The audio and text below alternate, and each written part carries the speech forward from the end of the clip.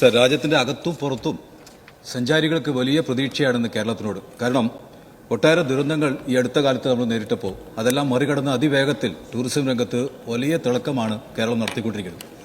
ഇവിടെ വ്യത്യസ്തമായ രംഗങ്ങളിലും ടൂറിസം രംഗം കുതിച്ചുചാട്ടം നടത്തിക്കൊണ്ടിരിക്കുകയാണ്.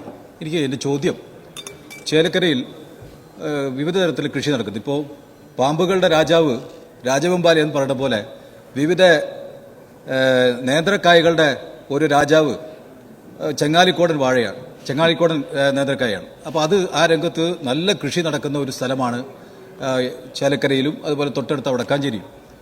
ഇവിടെ ചേലക്കരയിൽ നേന്ത്രക്കായ കൃഷി മാത്രമല്ല, മറ്റു പഴവർഗ്ഗങ്ങൾ ധാരാളം ചെയ്യുന്നുണ്ട്, നെല്ല് ഉൾപ്പെടെ ധാരാളമുണ്ട്. എൻ്റെ ചോദ്യം, ഈ ഫാം ടൂറിസവുമായി ബന്ധപ്പെട്ട് ഇതെല്ലാം കോർത്തിണക്കിക്കൊണ്ട് ഒരു പദ്ധതി നമുക്ക് രൂപം കൊടുക്കാൻ കഴിയുമോ എന്നതാണ് എൻ്റെ ചോദ്യം. മിനിസ്റ്റർ സർ, ഫാം ടൂറിസവുമായി ബന്ധപ്പെട്ട കാര്യങ്ങൾ ഇവിടെ പരിശോധിക്കാം. പുരയിടത്തിലെ കൃഷി, ഫാം വിസിറ്റ് യൂണിറ്റുകൾ, ഫാം ആക്ടിവിറ്റി സെന്ററുകൾ, ഫാം സ്റ്റേകൾ, ഫാം ടൂറിസ്റ്റ് സെന്ററുകൾ, ഈ നിലയിലാണ് ഇപ്പോൾ ഇതുമായി ബന്ധപ്പെട്ട പദ്ധതി 5 വിഭാഗങ്ങളിലാക്കി നടപ്പിലാക്കി വരുന്നത്. 952 സംരംഭങ്ങൾക്ക് RT മിഷന്റെ നേതൃത്വത്തിൽ പരിശീലനം നൽകി. 452 യൂണിറ്റുകൾ മികച്ച നിലയിൽ പ്രവർത്തിച്ചു വരികയാണ്. ഇതിൽ 103 യൂണിറ്റുകൾ RT മിഷൻ സൈറ്റിൽ ലിസ്റ്റ് ചെയ്തിട്ടുണ്ട്. വൻകിട ഫാം ടൂറിസം സെന്ററുകൾ ഉൾപ്പെടെ കേരളത്തിൽ മികച്ച നിലയിൽ കൊണ്ടുവരും. ഇവിടെ അദ്ദേഹം പറഞ്ഞ ചേലക്കര, സർ, ചേലക്കരയിലെ വലിയൊരു കൃഷി തടഞ്ഞ് പൊളിച്ചുകൊണ്ടാണല്ലോ അദ്ദേഹം സഭയിൽ എത്തിയിട്ടുള്ളത്.